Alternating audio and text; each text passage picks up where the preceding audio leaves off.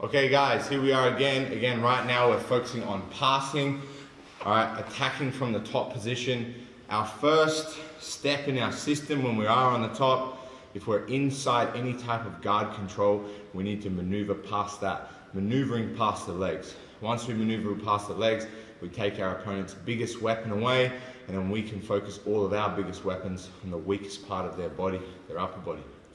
Again, each different guard requires different methods of approach to remove yourself from that control. And right now we're focusing on the De La Riva guard position.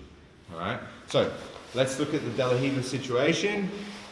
And again, our job is to maneuver past the legs when we found ourselves on the top inside somebody else's guard.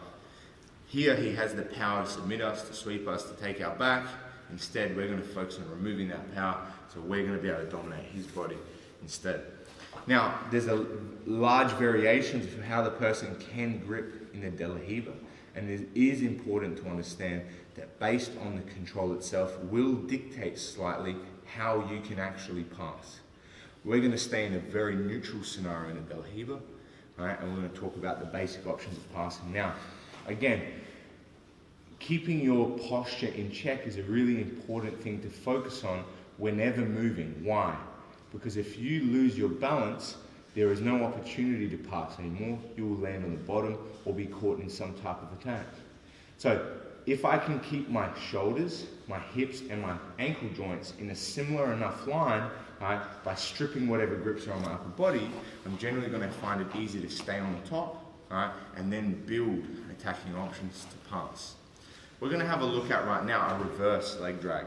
So a conventional leg drag in the De La Riva position is going to be pushing this leg over our body, so that leg, both legs are to the same side. We're going to go in the opposite direction. We're going to leg drag this leg instead. Okay, so we're here like this. Our opponent has our collar.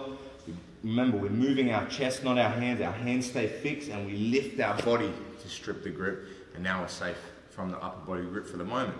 Now we start to move. Now, what's important about this leg here with this hook is most of the time it's a very, very powerful hook, and when we pass in general, we need to remove this hook from our leg. Okay, even if we leg drag here, but if he has a powerful hook, he still has control over our leg. We can still go to our back. We can still do a variety of attacking options.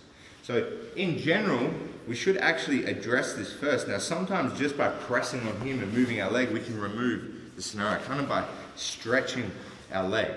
Another really easy option is turning our knee in this direction.